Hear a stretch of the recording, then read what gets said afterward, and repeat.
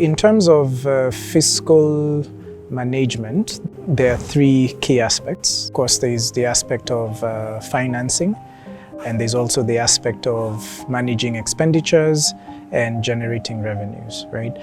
And I'd say tangentially as well, there's the aspect of driving economic growth, right?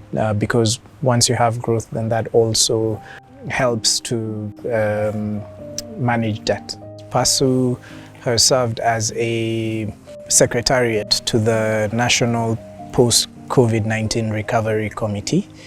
And this involved multi-sectoral and multi-stakeholder engagements that culminated in the production of a report that includes a number of key policies that could be used as a baseline to sort of jumpstart economic growth. Second, PASU has implemented a framework that tracks the performance of our externally funded portfolio, and this would serve as an effective tool to an incoming administration in terms of allowing them to identify underperforming projects and see how those resources may be reallocated to other priority projects. The president was appointed a global champion for the youth in 2018.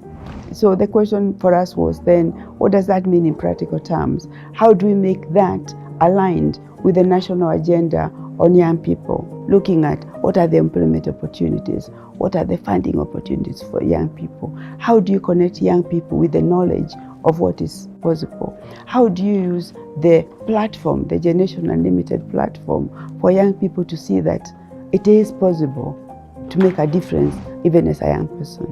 We've been able to really help young people through the Generation Unlimited Challenge and through other challenges in partnership with some of our partners like the National Youth Council. So young people really getting opportunity for their ideas to be recognized and to be incubated.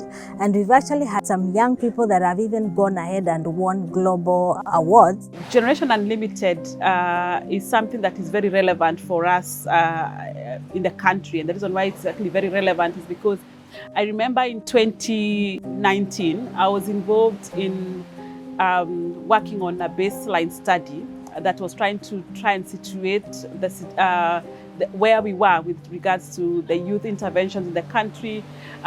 Were we addressing the youth unemployment problem? And I remember when I did the study, I actually realized that we had about 141 youth initiatives in the country between 2013 and 2019, both from the public sector being implemented by government, but also with a lot of support from the development partners, both bilateral and multilateral, but also with private sector. And I remember asking a number of those partners to just share what programs they had for young people, and we had about 141.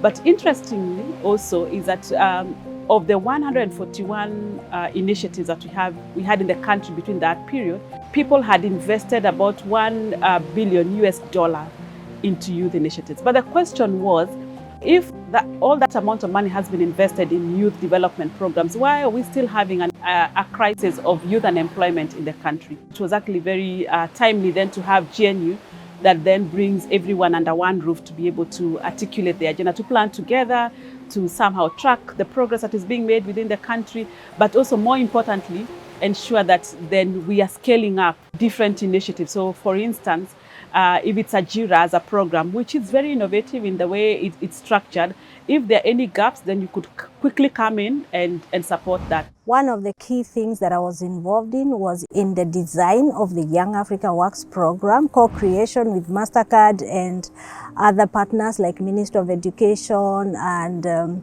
Ministry of ICT and the Equity Group Foundation, and continued in the technical advisory for the Young Africa Works. We did a study on gender in the Kenyan employment sector, and we looked at an analysis of gender in the labor market in Kenya, where we looked at obstacles and challenges that are faced by young women as opposed to young men in access to employment.